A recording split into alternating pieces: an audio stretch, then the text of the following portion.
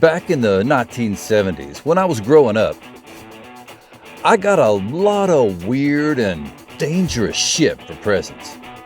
Venus flytrap, pet rocks, clackers, BB guns, and pocket knives. But the one thing that scared the hell out of me was the Bozo the Clown ventriloquist doll.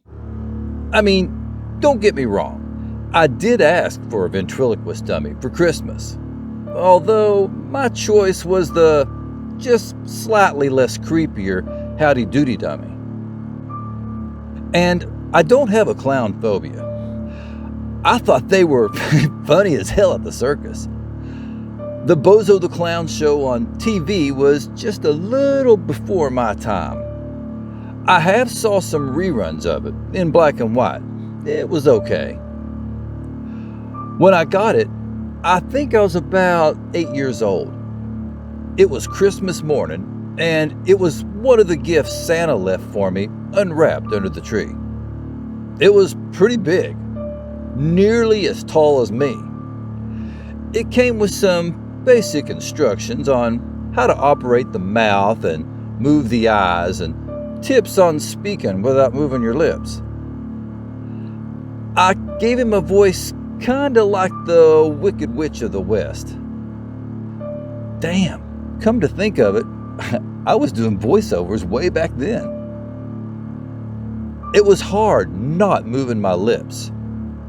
B's, M's, P's, and W's were especially tough.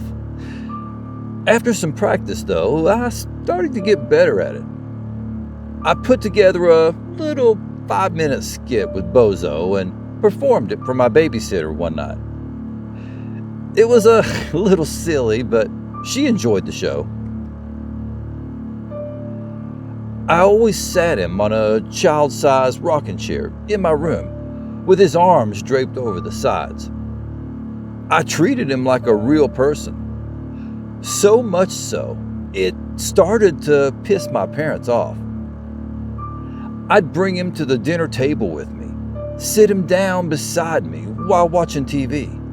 Hell, I even took him to the bathroom with me. I know, that's definitely strange. But hey, I was a strange little kid. I still am.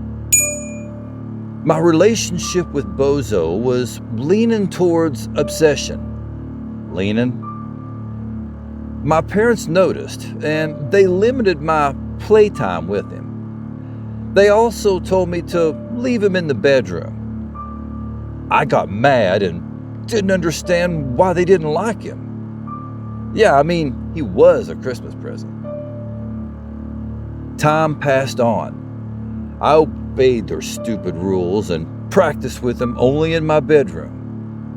Once in a while, I would sneak outside with him and we'd talk about the birds, the trees, you know. One morning when I woke up, I noticed his head was turned. It was looking right at me in my bed. I thought that was kind of odd. I always positioned his head facing forward, looking straight ahead, not at me. I turned his head back forward and went to get some breakfast. Afterward, when I was done eating, I went back to play with him. His head was forward, but cocked sideways. His head was a little heavier than the rest of him, so it could have just fell sideways, I guess. Maybe. I picked him up and started working on throwing my voice. At this point, I also changed Bozo's voice. The Wicked Witch voice just didn't seem to fit a clown. So I gave him a goofy sounding voice. When I say that, I mean literally goofy, like the Disney character. Oh, yup, that's what I did. It seemed to fit a lot better, but it was harder to do and not move my lips. As time went on, like most kids, I started getting bored with it. Besides, I wasn't allowed to bring him out of the bedroom. My parents got weary of me doing ventriloquist shows nearly every day. And likewise, I also got some new toys that I thought were much better, like my G.I. Joe action figure, a pet hamster, Star Wars action figures, and a guitar. Although I couldn't get the hamster to fight Darth Vader. Coward. One day, I was recreating some scenes from Star Wars with Luke and Han Solo on my bed, when behind me, I heard a noise. It sounded like two plastic items smacking against each other. I turned around, curious as to what I just heard. The rocking chair with Bozo in it was rocking, just slightly. I was nowhere near it, so it wasn't me hitting the chair. And my bedroom doors and windows were shut. The sound was like the sound Bozo's plastic mouth makes when it moves. I went closer to Bozo and looked into his eyes. It started creeping me out a little. I'm such a masochist. I put my hand in his back and pushed the lever for his mouth. It sounded exactly like what I just heard. Ugh! I tossed him back into the rocking chair and went back to my Star Wars diorama. Later on, after dinner, I went back to my room.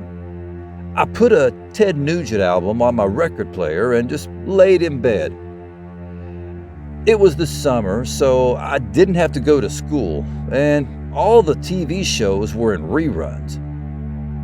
I closed my eyes as Cat Scratch Fever blared out of my speakers. I had a very nice home stereo in my bedroom, and I liked to crank it up as loud as I could. As usual, about a minute later, my mom started banging on the door. "Turn that shit down!" I rolled my eyes into the back of my head, dragged myself out of bed, and shuffled toward the stereo. On my way, I noticed Bozo wasn't in the rocking chair. I was puzzled. I remember throwing him on the chair when I heard his mouth move earlier, and I haven't touched him since. I started looking around my room for Bozo. I couldn't find him anywhere. As I was about to give up my search, I looked in the closet. There he was, sitting on the top shelf with that disturbing smile, looking down at me. How the hell did he get here? I thought. Maybe Mom put him there. She was probably trying to hide him from me. I blew it off and just assumed that's what happened. The next day, I got up, ate breakfast, and fed, watered, and hayed the horses. Oh, I grew up on a 60-acre horse farm. I had to clean the stalls later on, and I was not looking forward to it. Yeah, that stunk. Literally. I went back to my bedroom and started playing with my action figures while jamming to Aerosmith. Out of the corner of my eye, I saw Bozo sitting in the corner of the room looking at me. What the hell? He was in the closet earlier. I picked him up and held him in front of me and asked, "How did you get out of the closet?" Of course, he didn't answer. His head kind of fell to one side like he wasn't sure about something. It was a weird feeling. Like there was something more going on that I didn't know about. Oh, little did I know. I put my hand in his back and moved the lever for his mouth. In my goofy voice, I replied, "I don't like it in here. I can't see you." I started to creep myself out and put Bozo down on the floor. Such a masochist. When I did, his eyes blinked. At first, I thought it must be like those baby dolls where their eyes move when you lay them down. But his eyes only moved when you pushed the lever. Maybe when I threw him down, the force of it jarred the lever enough to move his eyes. I don't know. It still freaked me out though. As I started to walk away from him, I felt something around my ankle. I looked down and saw both of Bozo's hands gripping my ankle. Oh shit! I screamed and kicked to make him let go. He held on enough that he went flying through the air and landed on my beanbag chair in a perfect sitting position. His arms and legs were spread out and he was looking directly at me, like he was just hanging out. Well, that's not creepy at all. My eyes got as big as saucers. I ran and told Mom what had happened. She thought it was funny. I was not amused. I took him out to the trash barrel and threw him in. Good riddance, I said to myself. I went back inside and cranked up some more Aerosmith. Later on, when it was bedtime, I laid in my bed staring at the ceiling. I've always been a night owl, so staying up way past my bedtime was pretty normal for me. As I laid there, I heard something tapping on my window. It sounded like a tree branch, but there were no trees near my window. I got up to investigate. I looked out the second-story window and saw a blue and red blur run across the yard. Startled, I jumped back. I know what I thought I saw, but that couldn't be. I looked again. Nothing. I laid back down. A few minutes later, I heard it again. This time, I quickly jumped out of bed and peered out.